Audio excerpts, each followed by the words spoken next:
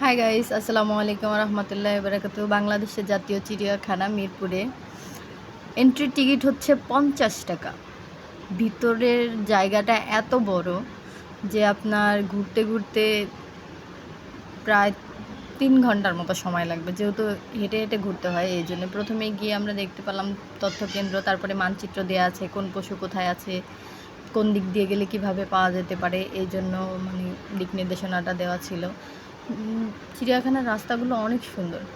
এখানে আমরা দেখছিলাম রয়্যাল বেঙ্গল টাইগার।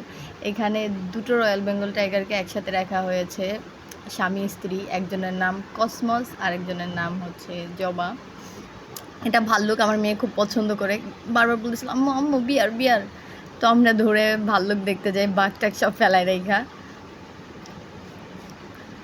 তারপরে দেখতে আসি আমরা, এটা যেন কি পাখি ছিল, নামটা আমি ভুলে গেছি। দেন আমরা দেখি উট পাখি।